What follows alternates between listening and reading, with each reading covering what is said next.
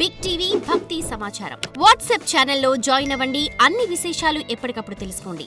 స్వామి మకర జ్యోతి అంటే ఏంటి? దాని విశిష్టత అంటే ఏంటి తెలియజేస్తారా గురుగారు?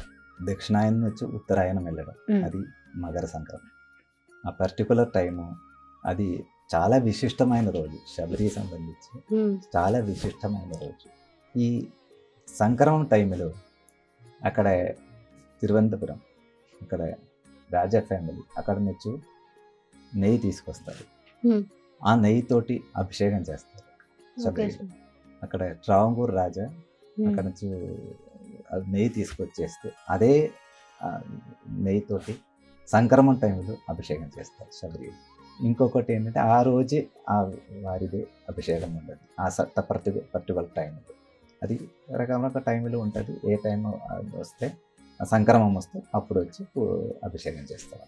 ఆ టైంలో అక్కడ నుంచి నెయ్యి వస్తుంది. ఆ నెయ్యి ఆ టైంలో అభిషేకం చేస్తారు పర్టికులర్గా. తర్వాత సాయంకాలం 6:30-7 లోపల ఈ సంక్రమణ టైంలో మకర జ్యోతి. ఇది చాలా విశిష్టమైనది. అందరూ భక్తులు దాని గురించి ఎదురు చూస్తుంటారు. చాలా చాలా చాలా విశిష్టమైనది. ఆ రోజు సాయంకాలం పందలం నుంచి వచ్చే ఆభరణం దాదాపు 5 గంటల వరకు 5:30-6 లోపల సన్నిధానం చేరితే అక్కడ తీసుకెళ్ళి ఆభరణంతో దర్శనం ఇస్తారు. స్వామివారి హారతి అయితే 6:30 ప్రాంతంలో.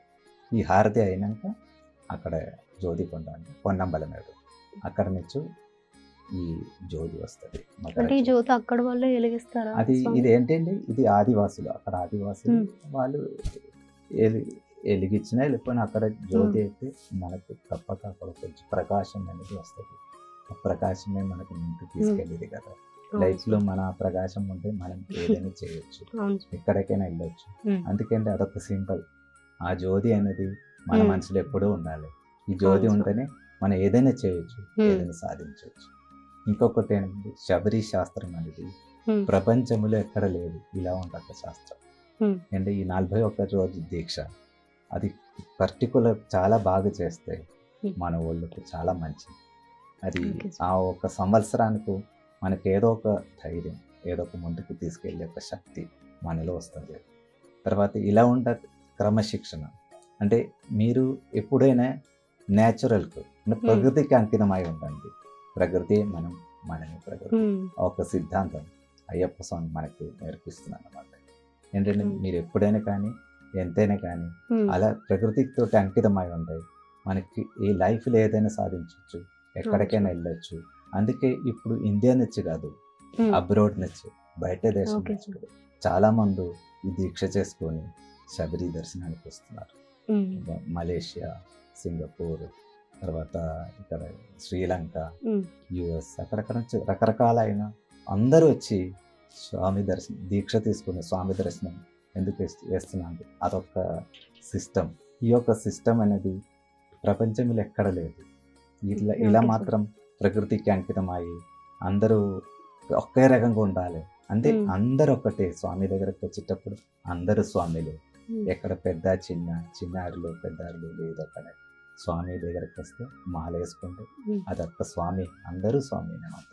ఆ ఒక సిద్ధాంతం మనం ప్రపంచానికి ఇస్తున్నాం, ఒక మెసేజ్ ఇస్తున్నాము.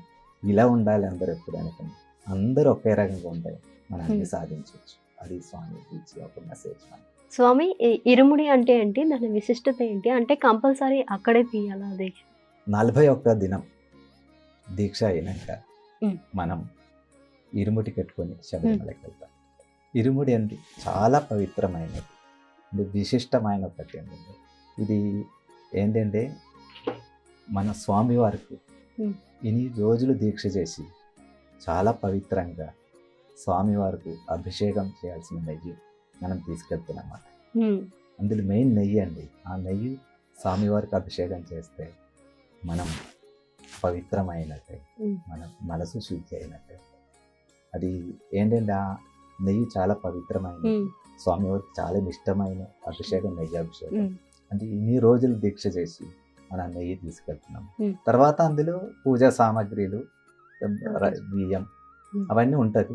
అవన్నీ మనం అక్కడక్కడ అమ్మవారికి పూజ చేయాల్సిన వస్తువులు, మాలిక పడతాము, పూజ చేయాల్సిన అవన్నీ ఉంటుంది. ఇది ఎక్కడంటే అక్కడికి ఇచ్చి మనం పూజ చేయించుకొని తీసుకొస్తున్నాం అన్నమాట. ఇది ఎక్కడ ఎవరికి ఇవ్వాలో అక్కడ ఆ గుడిలో ఇచ్చేసి మనం పూజ చేసుకుంటున్నాము. పూజ చేసినాక ఈ ప్రసాదాలు తీసుకొని మనం వస్తున్నాం అన్నమాట. అందులో ఏమంటే ఈ నెయ్యి మెయిన్ ఇంపార్టెంట్. ఇది స్వామి వారికి అభిషేకం చేస్తారు. తర్వాత అర్పులు, బెల్లం ఇవన్నీ కానిపోయి అవన్నీ ఉంటుంది.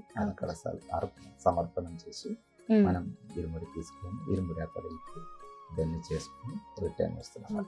ఇరుముడి అయితే 41 రోజు దీక్ష అయిపోయి ఇరుముడి ఇచ్చేస్తే స్వామివారికి సమర్పిస్తే ఒక దీక్షా కార్యక్రమం పూర్తి అయినట్టు భావిస్తున్నాం. స్వామి, ఇప్పుడు అయ్యప్ప స్వామి మాల వెయ్యాలంటే అందరూ చాలా భయపడుతున్నారు. అంటే అంత కఠినంగా ఏముంటుంది అసలు? ఏం భయపడాల్సిన అవసరం లేదు. స్వామి దీక్ష అన్నది అది అంటే పెద్ద భయపడాల్సిన ఏం లేదు అందులో. ఏంటే నేను ఇందాక చెప్పినా కదా, మనం ఒక పర్టికులర్గా ప్రకృతికి అంకితమై ఎలా ఒక ఋషులు మునులు పూర్వం ఋషులు మునులు ఎట్లా ఉంటాయి ఆ రకంగా ఒక 41 దినం దీక్ష చేసుకోవాలి. చెప్పలేక రోజు మార్నింగ్ సాయంత్రం స్నానం చేసి పూజ చేసుకొని అని మనం ఒక క్రమశిక్షణతోటి ఉండడం, అది అందులో మెయిన్ ఇంపార్టెంట్. క్రమశిక్షణతోటి ఉండడమే చాలా మంచిది. ఇందులో ఏం భయపడాల్సిన అవసరం లేదు. అక్కడ అదన్నీ మూఢనమ్మకమే. అక్కడ స్వామివారు మన అందరిలో ఉన్నాం, తత్వమసి అదే కదా, అందరిలో స్వామి ఉన్నాం. అది అక్కడ మనకు ఒక మెసేజ్. అంటే చేసేది కంపల్సరిగా మంచిగా చేస్తే అది మనకే మంచిది. నిష్టగా మంచిగా అది చేసిన అనుకోండి, మనకే దాని ఎఫెక్ట్ వస్తుంది. అది మన ఫ్యూచరు. ఇంకొకటి కొత్త జనరేషన్కు ఒక మంచి మెసేజ్ ఏంటంటే మీరు ఎలా ఉండాలి, ఏ రకంగా ఉండాలి, ప్రకృతికి ఎంత మాత్రం అంకితం అయిందో మీకు మీ వాళ్ళు చాలా సహకరిస్తారు. మంచిగా బుద్ధి వస్తుంది, మంచిగా చదివే కెపాసిటీ ఎక్కువ వస్తుంది. ఇదన్నీ ఒక మెసేజ్ ఈ శాస్త్రంతో. సో స్వామి, అయ్యప్ప స్వాములు ఇప్పుడు నల్ల దుస్తులు వేసుకుంటారు కదా, ఎందుకు వేసుకుంటారు? శనీశ్వరుడు అంటే మన శనీశ్వరుడు రాకుంటే మనం కాపాడుకోవడానికి ఈ నల్ల దృష్టి అంటే అయ్యప్ప స్వామి అంటే శనీశ్వరుని గెలిచి అందుకోసం నల్ల బట్టలు నల్ల దుస్తులు వేసుకుంటారు. ఇంకొకటి అడవి కదా, అక్కడ ఏ రకంగా ఇక్కట్లో ఉన్న రకమైన డ్రెస్ అక్కడ ఎక్కువ వాడతారు అన్నమాట. అది కూడా స్వామి, ఇప్పుడు చిన్నపిల్లలు కూడా అయ్యప్ప మాల వేసుకుంటున్నారు. అంటే వాళ్ళు ఎలాంటి నియమ నిబంధనలు పాటించాలి? తప్పక అందరూ ఒకటే నియమ నిబంధనలు, దాంట్లో చేంజ్ ఏం లేదు. చిన్నపిల్లలు అన్న వరకు వారికి 41 దినం కొంచెం కష్టం. ఎందుకంటే ఆ చిన్న ఏజ్ కదా. ఒకసారి వారికి కొంచెం దీక్ష చేసుకొని తర్వాత మాల వేసుకున్న కూడా తప్పేం కాదు. ఎందుకంటే 41 దినం ఒక ఏజ్ వాళ్ళకు ఏంటంటే ఈ ఒళ్ళు సహకరించడం కష్టం. ఎందుకంటే రోజు స్నానం అనే వరకు అంటే మన ఒక 15-16 ఏజ్ తర్వాతనే మన బాడీ మనతో సహకరిస్తుంటారు అన్నమాట. మిగతా టైం చిన్న వయసు కదా, వారికి కొంచెం కష్టమే. రోజు ఎన్ని రోజులు చేయాలంటే బయటకు వెళ్ళి ఉండాలి కదా. అది కూడా బయటకు వెళ్ళి అట్లేం లేదు, ఇంట్లో కూడా నియమనిష్టతోటి ఉంటే ఎక్కడైనా ఉండొచ్చు. ఇట్లా బయటకు వెళ్ళాలని ఏం లేదు. నియమనిష్ట, అది క్రమశిక్షణ మెయిన్ ఇంపార్టెంట్. అది పిల్లలకి ఏంటంటే అన్ని రోజులు అయ్యే వరకు ఒక్కోసారి కావచ్చు, కాకపోవచ్చు. స్కూల్ ఉండదు, రకరకాల ఇబ్బందులు ఉంటుంది. అందుకోసం ఇంకొకటి వారి చిన్న వయసు కదా, వారికి ఒక మెచ్యూరిటీ మీన్స్ ఒక ఇది లేదు కదా. అలా ఉండదు. వాళ్ళు భగవంతుడు సమానమే. అంటే ఈ చిన్న పిల్లలు పెద్దవాళ్ళు ఒక వాళ్ళందరికీ ఏంటంటే ఒక మనం ఎట్లా చూస్తాం, భగవంతుడు సమానం చూస్తారు. వారి కొంచెం చిన్న అటు ఇటు అయినా తప్పు ఏం లేదు. కానీ అయినంత వరకు ఈ దీక్ష కరెక్ట్ చేస్తే మంచిది. For more videos like this, subscribe Big TV channel.